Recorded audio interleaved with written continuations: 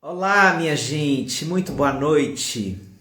Vamos entrando, temos uma live Corujão para a gente conversar sobre um tema que é super importante entre nós. Sejam bem-vindas, bem-vindos. Estamos começando a nossa live Corujão, o nosso encontro.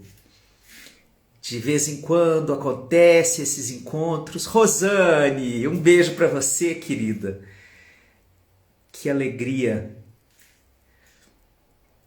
Eu gosto de imaginar esses momentos em que a gente não necessariamente tem uma frequência de encontros, né? Mas a disponibilidade para eles que vai surgindo nas esquinas da vida.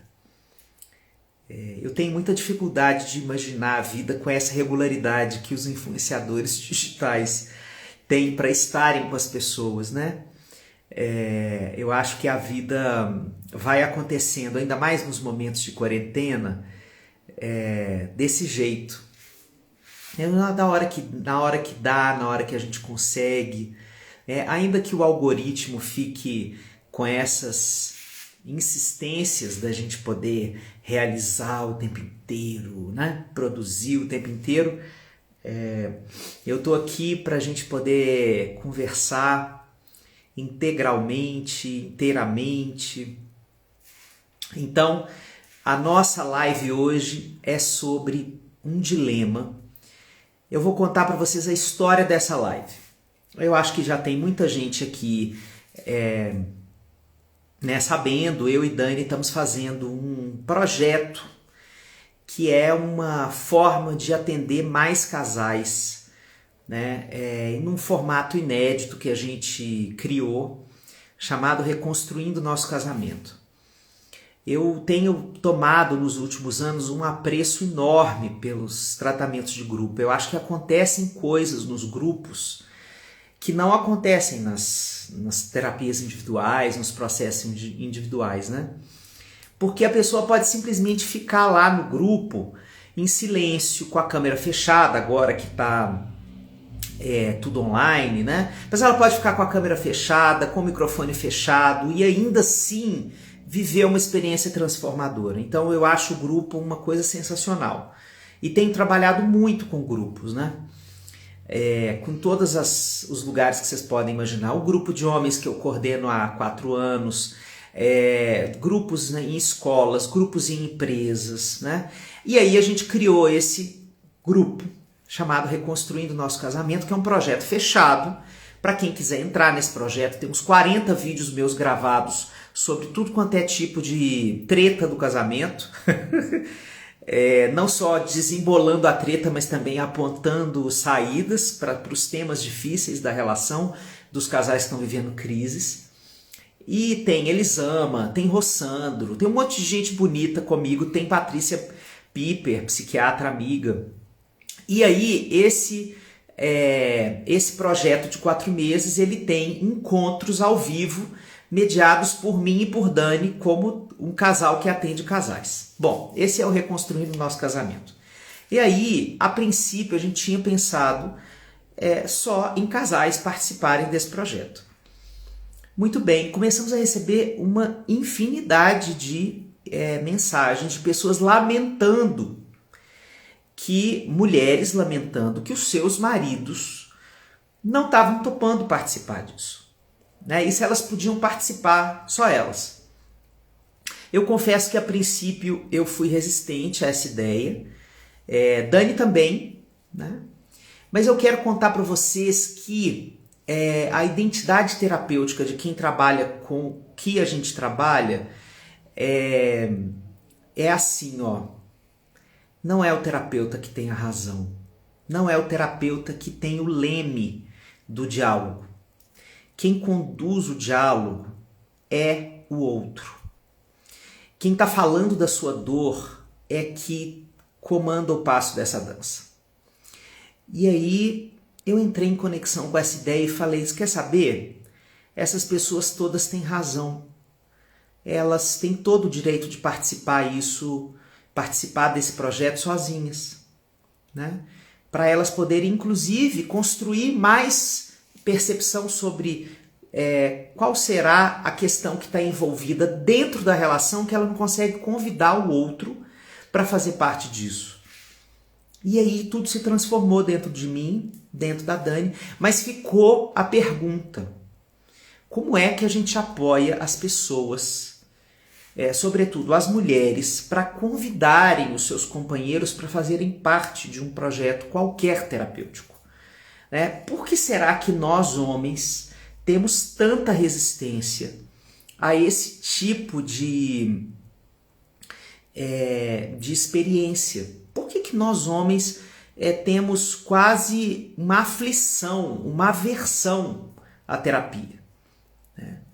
E na hora que o casamento está em crise, ou não precisa ser uma crise assim, crisona, com tudo maiúsculo, mas um incômodo que a pessoa está lá querendo construir, né? E eu tô falando não só dos casamentos heteroafetivos, tá, gente? Mas os casamentos homoafetivos também podem passar por esses problemas. Mas não por acaso todas as pessoas que nos escreveram, e eu posso dizer a você que foram mais de 30 pessoas só na minha caixa de mensagem do Instagram, no privado, mas ainda teve gente que escreveu para a teve gente que mandou mensagem. Então teve muita gente falando disso, né? Então foram todos casais heteroafetivos. E aí eu comecei a pensar nisso e eu quero debater isso aqui com vocês, né? Então, gente, em primeiro lugar, eu acho que tem medo. Nós, homens, somos assolados por medos. Medos de perder as coisas, medos de não saber como lidar com as coisas, medos de não saber se comportar. Eu acho que pode ter um medo de não saber uma certa etiqueta, assim, sabe? Como é que eu vou me portar nesse negócio? Imagina se eu tenho horror de terapia, que dirá terapia em grupo. Deus é mais, deve ser um monte de gente. Eu me lembro dos homens que chegavam pela primeira vez no grupo, quando ele era presencial, ele ficou 3 anos presencial. O grupo terapêutico de homens é um grupo aberto e gratuito, então você chega a hora que você quer, no dia que você quer, pode passar vários encontros sem participar e poder voltar a participar, não tem que chegar pontual, não tem que sair na hora, não tem que nada, não tem que falar, você pode sentar e ficar em silêncio. Ainda assim, quando os caras chegam da primeira vez, invariavelmente, as caras deles são festa estranha com gente esquisita, eu não tô legal. Eles sentam naquele negócio, né? E ficam ali achando tudo muito esquisito. Aquele tanto de homem já falando, né? Da condução, assim, do diálogo. Os homens falando do quanto está fazendo sentido para eles poderem conversar sobre as emoções, sobre os sentimentos, sobre os atravessamentos da vida, sobre como eles se sentem, né? E sobre os eufemismos. O mundo masculino tem uns eufemismos muito tolos, né? O homem adulto não tem medo, gente, tem receio. Já percebeu isso? Homem tem receio. Eu fico impressionado com esse negócio de homem ter receio. Não, a gente tem medo, cagaço. A gente morre de medo. E eu fico imaginando, né, que dureza é você ter medo e não poder falar dele. Porque quando a gente fala do medo, ele perde um tamanhão da sua envergadura, né? Quando você tem um espaço para poder conversar sobre o seu medo, ele deixa de ser um medão e pode passar a virar até um medinho. Então, conversar sobre o medo, ter um espaço para falar sobre o medo e para prioritariamente poder assumir que ele existe. Só poder falar assim, ó, eu sinto medo. Eu tô com medo de participar desse negócio. Você me convidou aqui para esse negócio de reconstruindo o nosso casamento, mas eu tô com medo disso. Não sei como reagir. Eu não sei se você vai se sentir envergonhada, né, pela minha forma meio estranha de achar aquilo ali. Ou como eu costumo dizer, né, não tenho roupa. Às vezes a gente não se sente com roupa para estar nos lugares, né? Não sabe a forma de se portar. Então a primeira coisa é esse medo. Eu acho que a gente tem muito medo. Muito medo de encarar essa experiência de ter que falar de si, né? E quando a gente está falando de um casal que tem que falar do seu relacionamento, talvez seja uma experiência um pouco mais simples do que simplesmente falar de si, né? Porque você está falando do encontro. Quando um casal está junto para falar de si, não está falando nem de um nem do outro. Pelo menos é assim que a gente conduz os processos em terapia de casal, e vai ser a mesma coisa assim nesse projeto Reconstruindo Nosso Casamento. A gente conversa com o relacionamento. O relacionamento, gente, não é nenhum nem outro. É um espaço intermediário que se gesta no encontro dos dois, né? Então é muito bonito quando a gente quebra essas amarras das pessoas, esses medos das pessoas de se imaginarem falando sobre o relacionamento, né? Tem muita gente aqui fazendo a pergunta, deixa eu só deixar bem precisa a ideia. São duas ideias, né? Eu dei um exemplo a partir do grupo terapêutico de homens, que é um grupo que eu conduzo agora online. A cada 15 dias o Cláudio, que é um colega psicanalista, que faz um trabalho lindíssimo, não só com homens, mas com qualquer tipo de gente que queira construir um olhar mais apurado sobre si mesmo. Tem canal no YouTube, ele fez uma entrevista linda com a Aziz Almeida hoje. Esse cara é Cláudio Zé de Brits, cola nesse cara aqui que ele é demais. O Cláudio está aqui falando do grupo de homens. Eu estou abordando as dificuldades que as mulheres têm vindo falar comigo no privado e também com o pessoal do Aripe, para entrar em casal, ela e o marido, nesse projeto que eu vou começar daqui a alguns dias com Dani, chamado Reconstruindo Nosso Casamento. Então são duas histórias diferentes que eu estou juntando aqui na mesma conversa, porque o tema da nossa conversa é a dificuldade dos homens de se lançarem minimamente a qualquer projeto terapêutico, né? Então tem muito medo dessa história. Então vocês vejam, gente, nós não fomos criados para olharmos para as nossas emoções, né?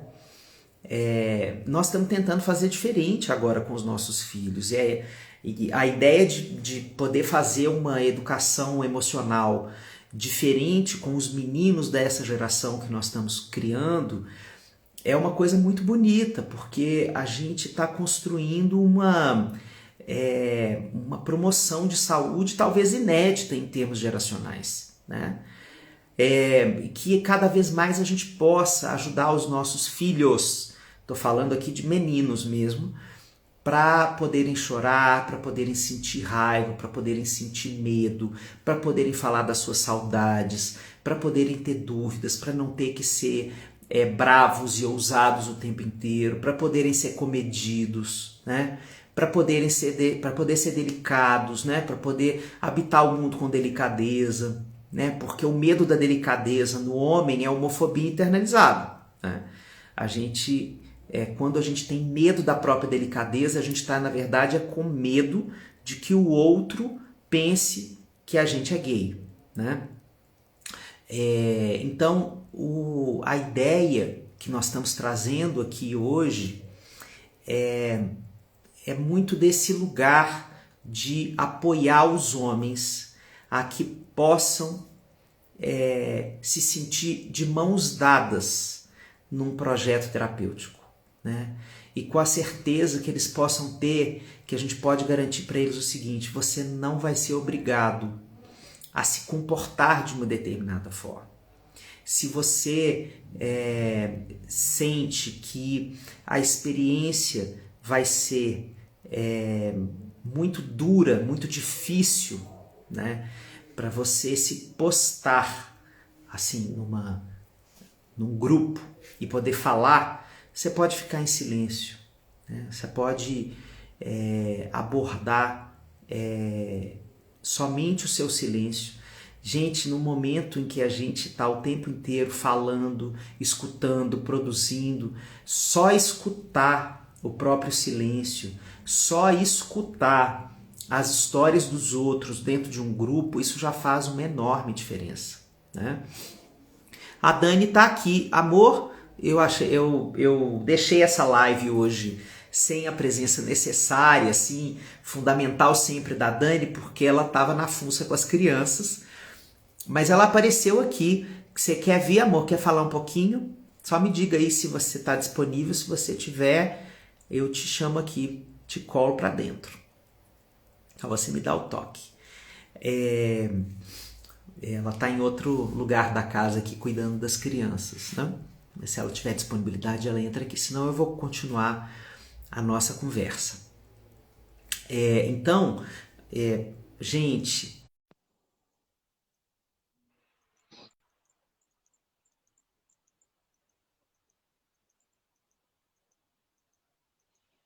peraí. Ela tá com as. Ah, o sim dela não era para participar da live, era para falar que estava com as crianças. Aí eu pedi ela para entrar e ela recusou. Aí ela escreveu, daqui a pouco ela já veio. Bom, ok. Então, gente, eu acho que para começar essa ideia, né? Por que a gente está mudando a instrução desse projeto terapêutico? Então, vocês, mulheres, que não estão conseguindo chamar os seus companheiros para fazer parte disso, podem se inscrever, podem entrar junto, podem colar com a gente. E vocês vão ter esses 4 meses de apoio nosso, inclusive para construir essa chamada, para construir essa adesão deles. Vai ter um grupo a mais ao vivo, só para essas pessoas que estão se sentindo ímpares. Quem quiser, o link está na minha bio, né? Só entrar na bio depois, mas o pessoal da RIP está colocando aqui o link de inscrição. Depois que a gente terminar a live, é só vocês me escreverem no direct que eu ponho lá o link para vocês. Não se preocupem com isso agora. Agora eu queria só conversar porque se a gente fica, né, dividindo a nossa atenção, a gente não faz nenhuma coisa nem outra. Eu queria muito escutar vocês, né, e conversar sobre isso. Então, a ideia, meus amores, é assim: a pessoa não está conseguindo construir com seu companheiro essa adesão, entra, entra. Você vai poder assistir todos os vídeos, você vai poder participar dos encontros ao vivo, tá tudo bem.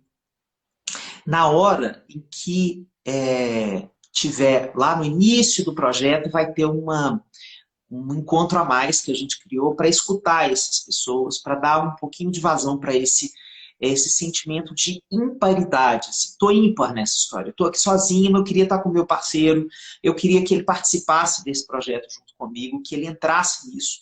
Mas a própria condição ímpar vai ser parte da escuta. A própria condição de você não ter o seu parceiro aqui do seu lado, do jeito que você gostaria, isso já vai ser uma parte desse tratamento.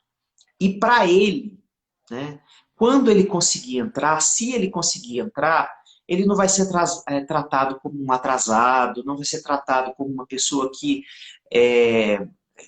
deveria estar, né, performando de uma maneira determinada. Eu acho que a delicadeza ela merece fazer parte do acolhimento aos homens também.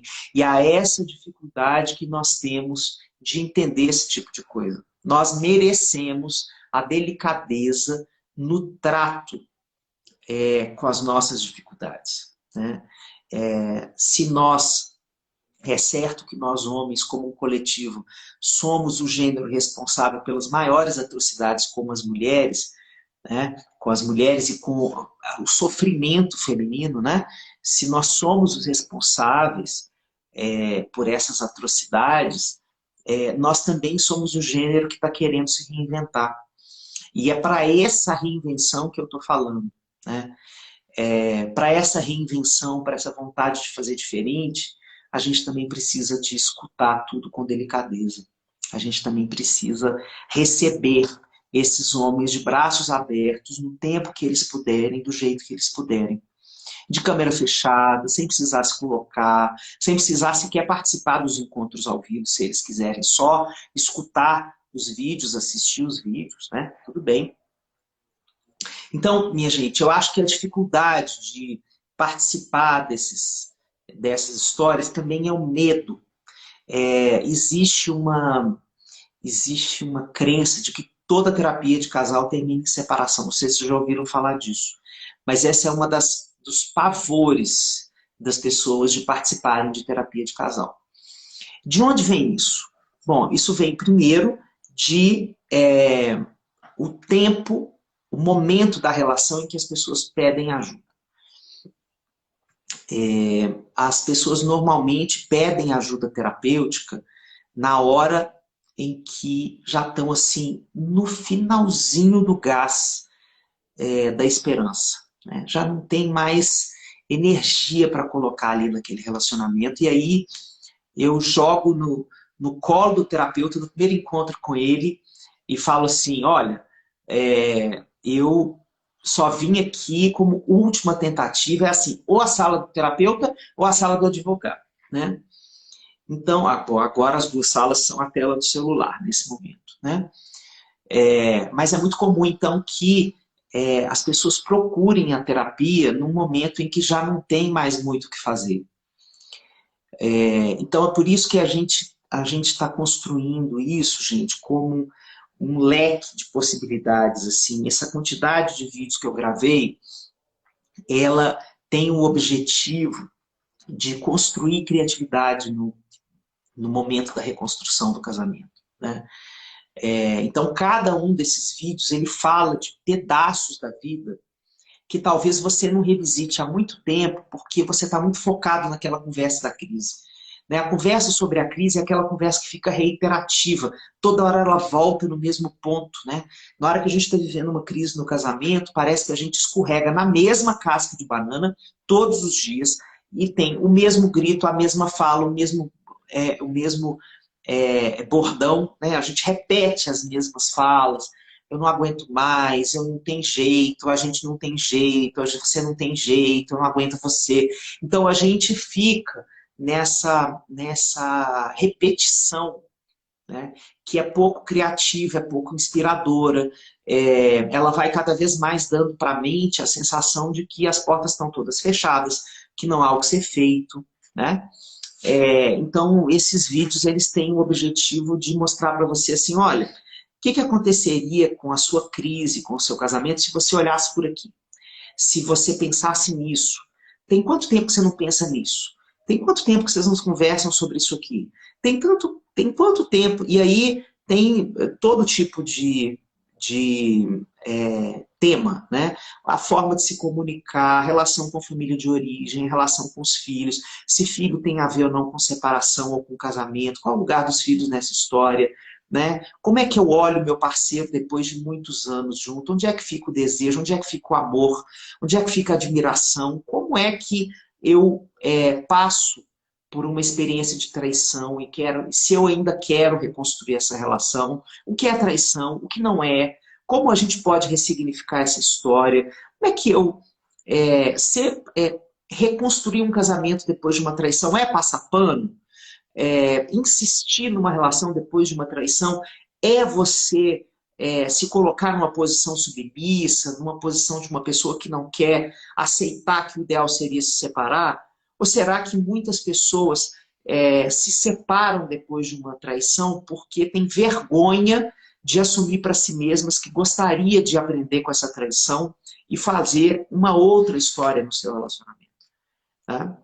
Mas passando pela traição, passando pela descoberta, passando pela decepção, passando pela dor, passando pela reconstrução, né? E não colocando um grande tapume em cima disso, porque isso não é reconstruir. Reconstruir é passar por, é inventar outras narrativas, é contar a história de outra forma, é perceber que a vida pode ser diferente, né? Fazer uma análise honesta também do que aconteceu nessa relação para que a deterioração fosse acontecendo, né? Então, na hora da crise, gente, a gente às vezes não se dá a oportunidade de contar a história da nossa crise, sabe? De relembrar a ética da nossa relação. Toda relação tem uma ética, né? E a crise às vezes abafa a ética dessa relação.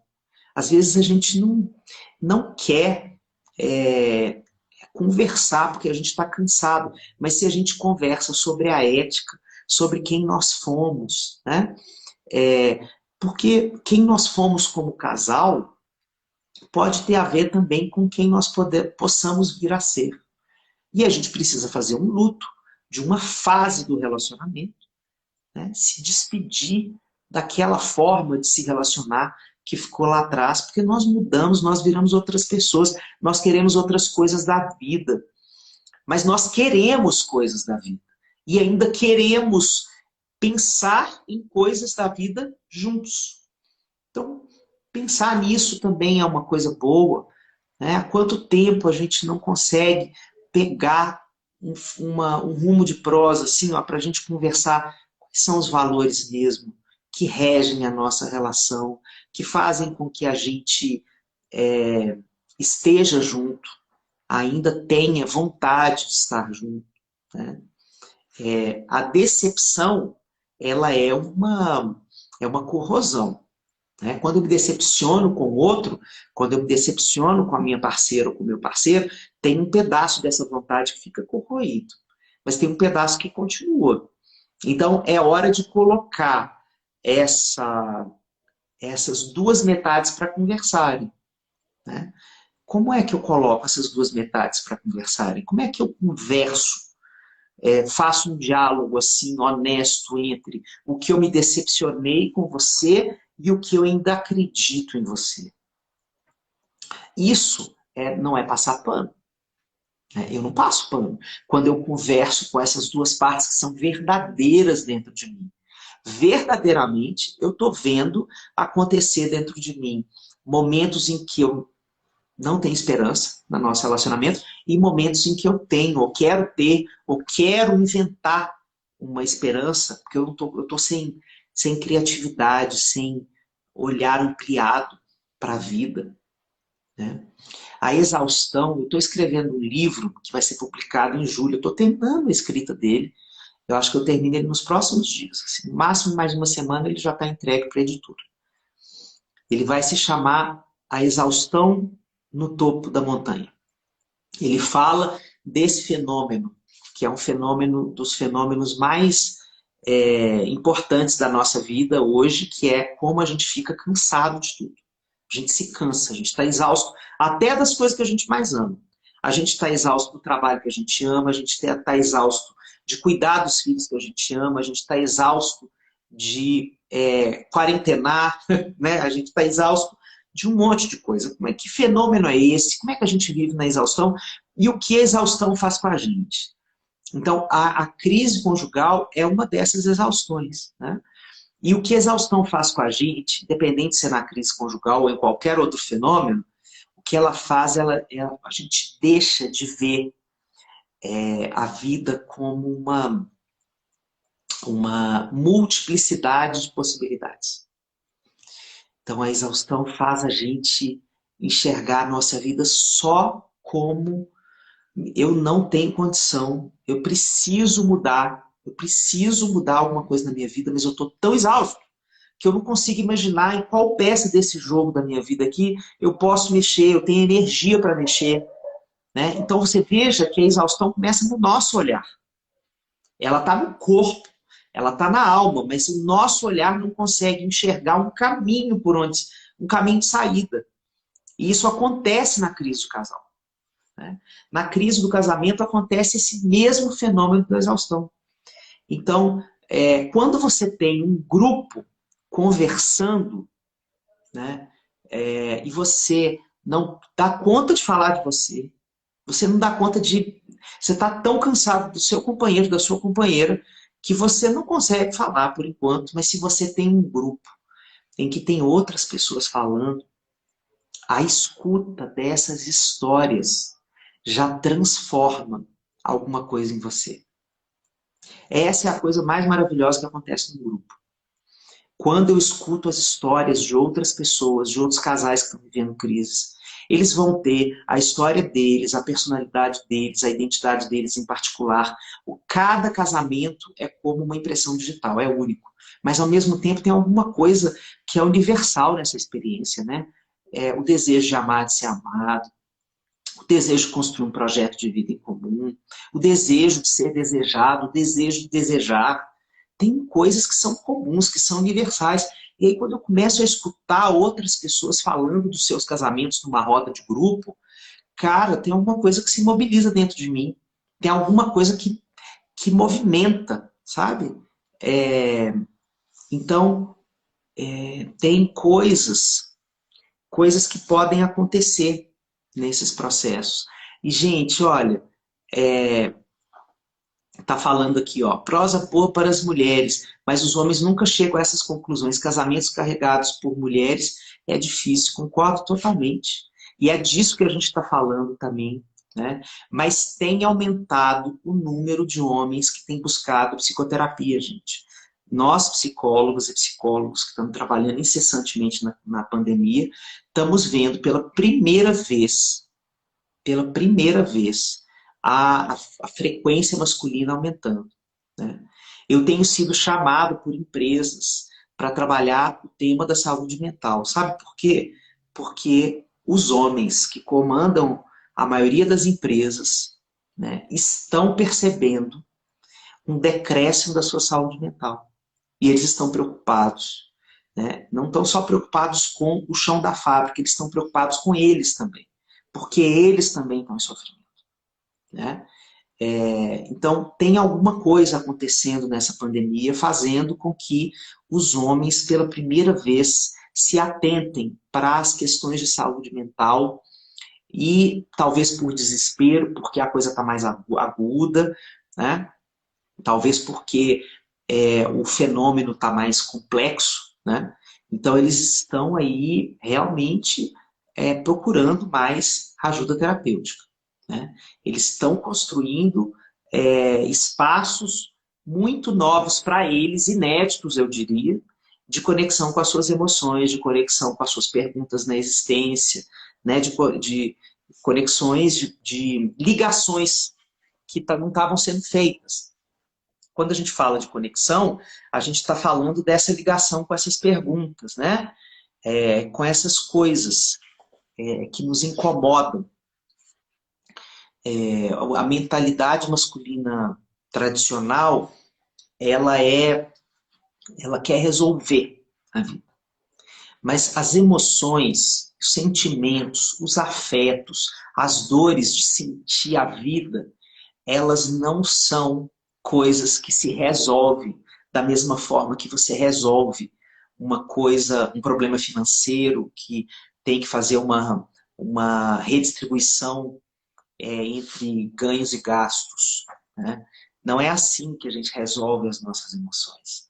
Tá? O processo de resolver problemas emocionais passa por um reaprendizado, que pode levar um tempo importante.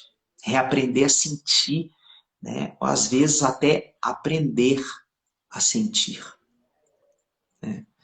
Então eu sou uma pessoa muito compassiva. Eu compreendo totalmente as mulheres que estão exaustas, que estão putas da vida com seus companheiros. Eu compreendo tudo isso. Tá tudo certo. Não tem não tem nenhum silenciamento aqui para a dor de vocês, né? Agora, eu como terapeuta, né, esse lugar do terapeuta, para mim, é o lugar de quem abre uma possibilidade de escuta compassiva. Eu não consigo compreender a escuta terapêutica fora da compaixão, né? Danizinha Botelho está fazendo uma pergunta aqui, ó. Como fazer o parceiro se incluir na problemática, não apenas culpar o outro?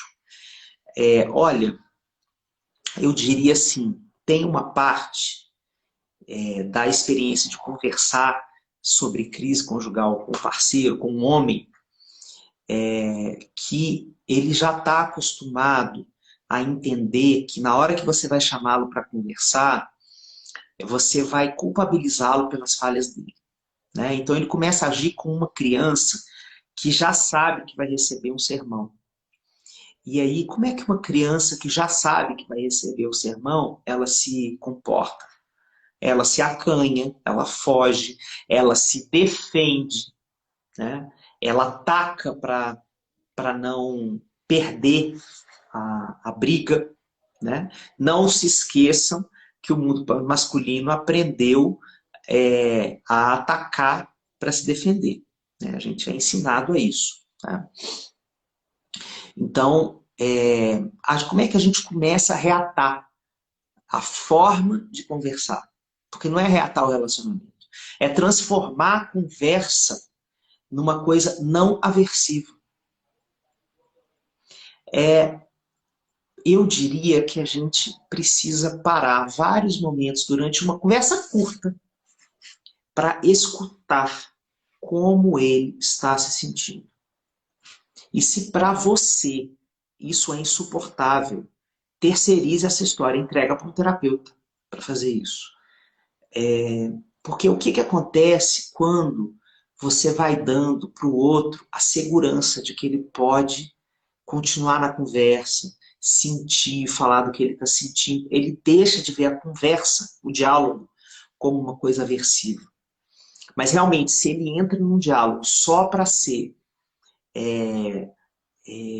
lembrado do quanto ele é falho, talvez ele não vá querer fazer parte de nada que tenha a ver com isso. E isso não quer dizer você também assumir as suas falhas, né? Isso quer dizer você falar da dor de estar vivendo essa crise, né? Porque precisa de ter alguma interseção, né? Quando a gente vive uma crise muito forte e que a gente não tem resposta, o que a gente tem a fazer é conectar com quem está vivendo a mesma história. Por exemplo, quando você, agora na pandemia,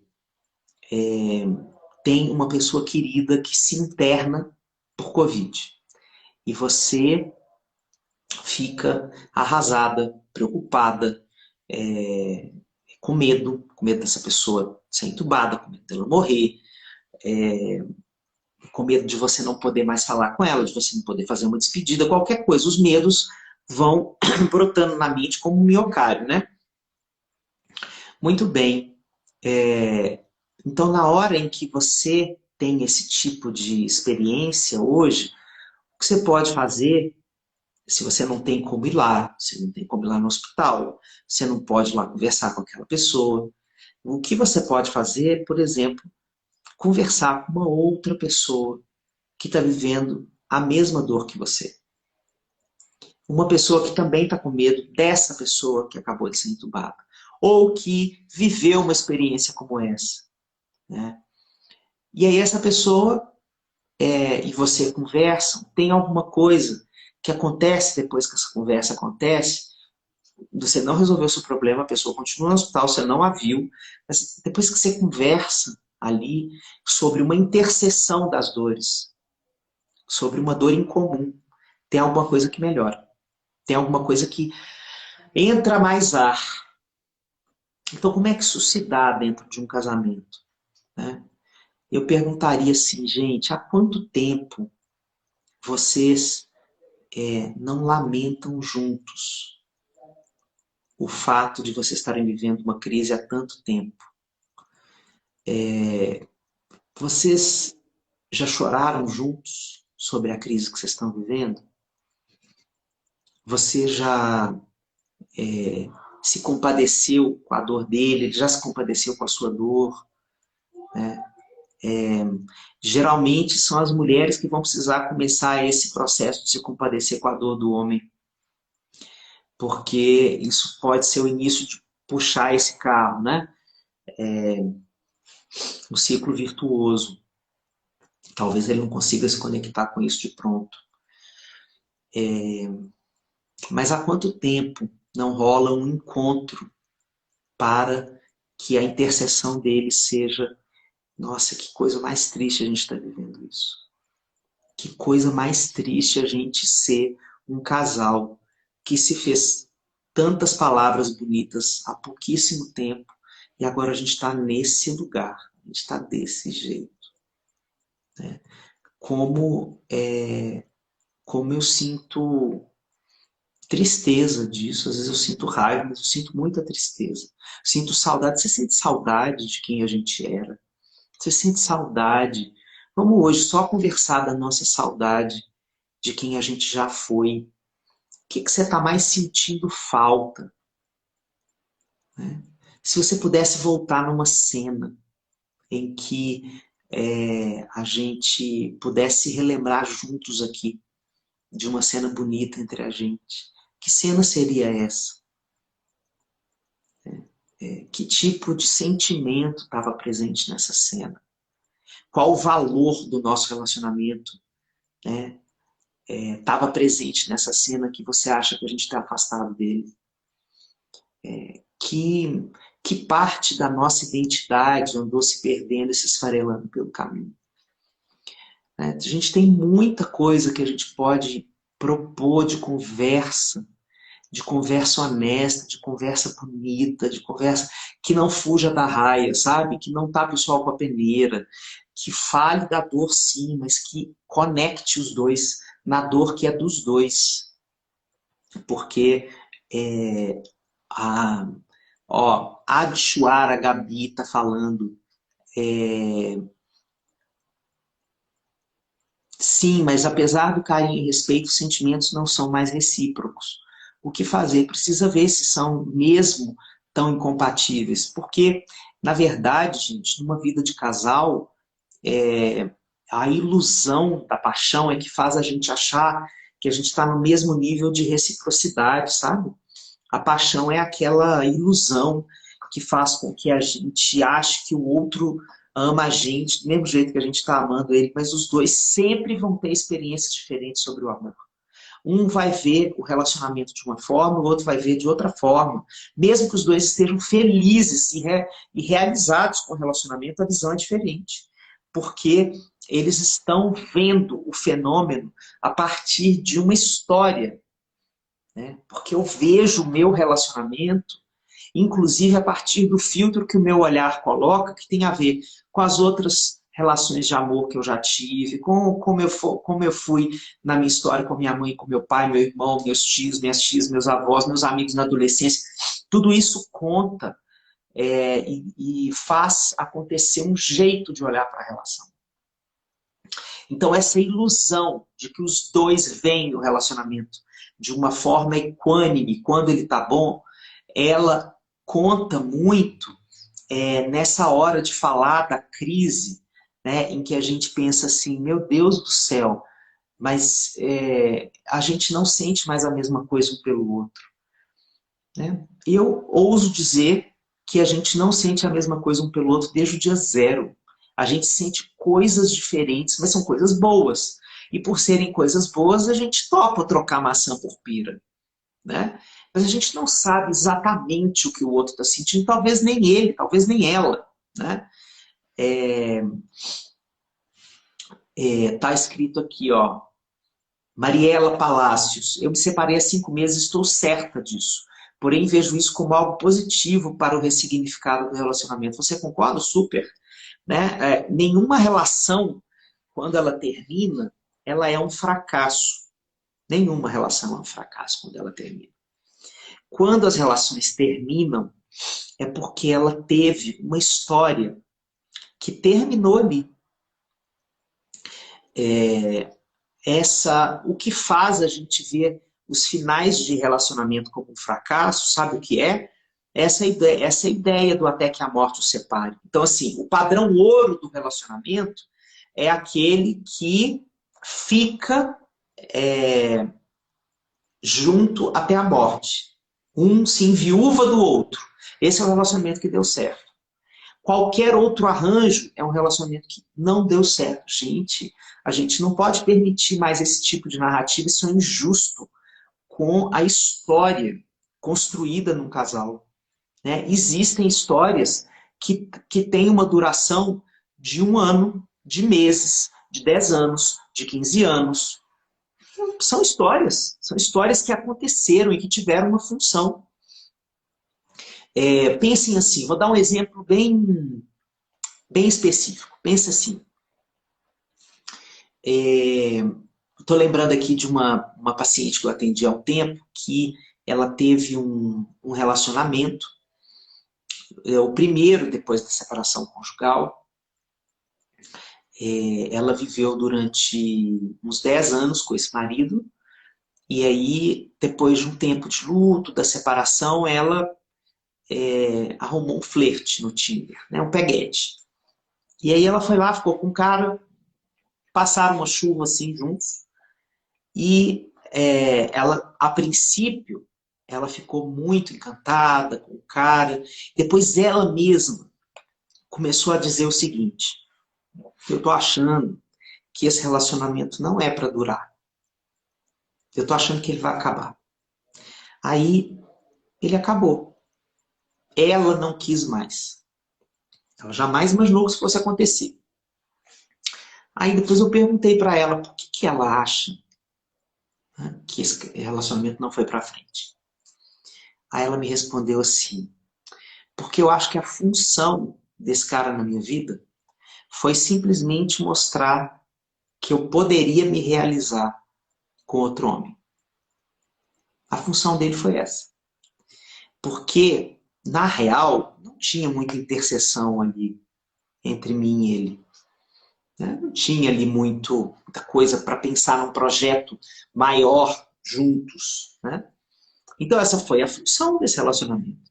Agora, você vai dizer que um relacionamento que faz uma mulher, depois de 10 anos de casamento, sentir que ela tinha possibilidade de encontrar outras pessoas, de ser feliz em outros relacionamentos, mesmo que esse relacionamento tenha durado 2 meses, que foi o tempo que ela ficou com esse cara. Esse relacionamento não foi importante? É óbvio que foi. Importantíssimo.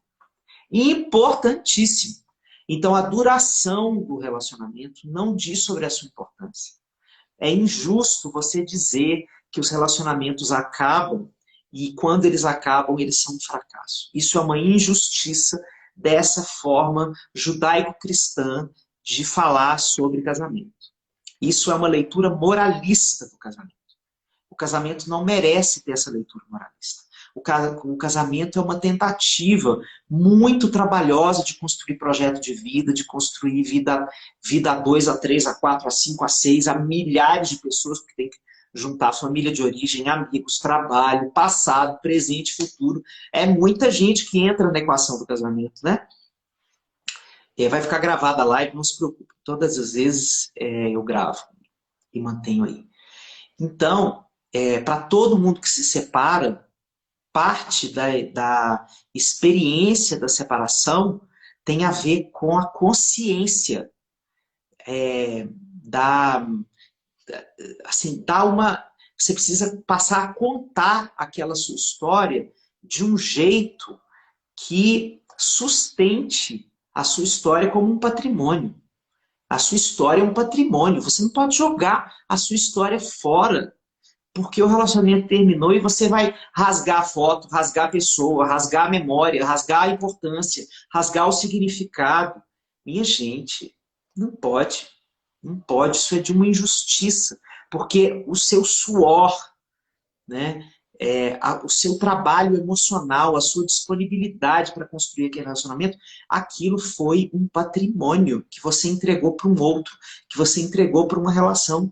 E isso é parte de quem você é hoje. Você hoje só é quem você é porque ao longo da sua história você veio se entregando, se disponibilizando, mais ou menos, de um jeito torto ou reto, não importa, mas você veio se colocando nos relacionamentos. E essa história de laços que você vem construindo com os seus parceiros, as suas parceiras, com seus amigos, com todos os vínculos da sua vida, isso é parte de quem você é. Tenha honradez né, de sustentar isso. Não permita que nenhuma cultura, nem cultura religiosa, nem de nenhuma ordem, não permita que ninguém diga para você que você tem que jogar fora o seu passado. Né? Isso é um desperdício. É um desperdício. Então deu certo enquanto durou, foi bom no tempo, foi péssimo mas o péssimo que foi essa relação te deu muitas luzes sobre o que você não quer mais de um relacionamento. Então, colocar, por exemplo, um relacionamento abusivo no lugar de fracasso, também acho um desperdício. É uma violência, você não merecia ter passado por isso. Um relacionamento abusivo é uma chaga, é uma violência que tem que ser exterminada da nossa cultura. Né? Nós vamos falar disso, dormir e acordar falando disso. Enquanto existir esse tipo de relacionamento como majoritário numa cultura como a brasileira, mas isso não quer dizer que não valeu. Valeu. Valeu sim, você viveu na pele coisas que estão aí cicatrizadas ou cicatrizando, queimando ainda na sua alma, que vão te lembrar o que você não merece viver mais. Você vai levar isso não só para os relacionamentos afetivos, você vai levar isso para a relação com toda outra figura de autoridade da sua vida. Então, se você passou por um relacionamento abusivo, você vai elaborar isso e vai prestar atenção em como você lida com seu chefe, em como você lida com o padre ou pastor, ou pai de santo ou mãe de santo, como você lida com seu pai, sua mãe, seu avô, seu tio, todo com o seu professor, com qualquer figura de autoridade da sua vida, né? Com seu terapeuta, que é uma figura de autoridade. Então, o relacionamento abusivo, ele também é parte da nossa história e a gente não deve jogar o bebê junto com a água do banho, pelo amor de Deus. A gente aprende com tudo. A gente aprende com tudo. O que a gente está vivendo agora na pandemia do coronavírus, você vai me dizer que tudo que você está crescendo nessa pandemia você vai jogar fora por causa do sofrimento que é verdadeiro, que é impressionante, que às vezes a gente pensa que não vai dar conta de viver mais tanto tempo, como parece que a gente ainda vai ter que viver dessa pandemia. Não, não. Você aprendeu e já aprendeu. Tem coisas sobre você que só você sabe o quanto você já aprendeu. Quanta coisa já rolou sobre você, nova, nessa pandemia, não é verdade? Que se não fosse o coronavírus, talvez você não soubesse. Talvez você não soubesse antes da pandemia o tanto de recursos que você tem para lidar com as perdas que você tem vivido. Será que antes da pandemia acontecer, se alguém tivesse dito para você assim, olha, você vai viver 1 ano e meio sem sair de casa, sem ter contato com as pessoas que você mais ama, sem poder pegar nas pessoas andando de máscara, se buzuntando de álcool em gel, não sei o que, e você ia falar, Deus me livre, eu vou morrer se eu fizer uma coisa dessa. Né? Se eu for obrigado a viver desse jeito. Ó nós aí. Nós estamos tudo lascado, cheio de cicatrizes, cheio de dores, cheio de sintomas. Mas nós, junto desses sintomas, nós estamos construindo novas versões da nossa autoimagem. Né? Então, nós estamos construindo. Né? Rogério está perguntando aqui, os homens podem viver relações abusivas? Sim, sim, absolutamente. Sim, porque a relação abusiva, embora a imensa parte das relações abusivas no Brasil, ela é feita de homens na maior figura de hierarquia e as mulheres aqui embaixo, né? Mas os homens podem viver relações abusivas com outros homens, com outras mulheres, é óbvio que sim. Sim, porque isso não é uma... E não está fechada, a descrição da relação abusiva não está fechada no gênero. É inevitavelmente correta a ideia de que as relações abusivas são muitíssimo mais perpetuadas de homens sobre mulheres, mas pode sim acontecer o contrário. Né? Bom, tá todo mundo aí perguntando se a live vai ficar salva. Já são 5 para as 11.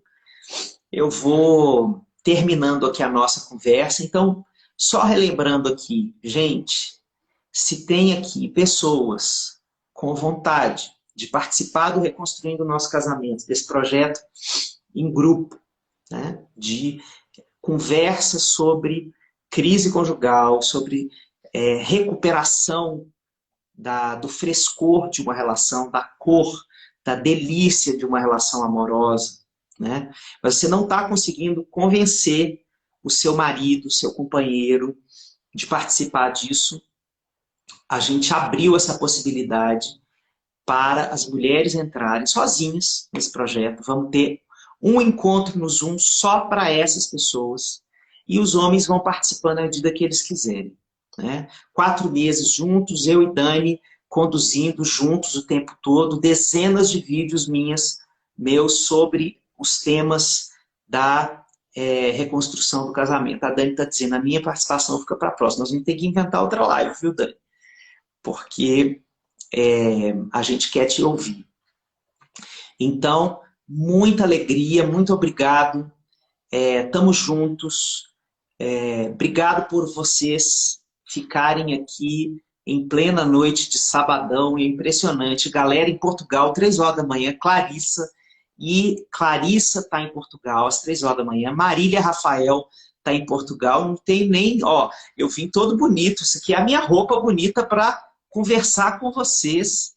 Isso aqui é presente da Dani. Olha que lindeza. Me deu de aniversário semana passada.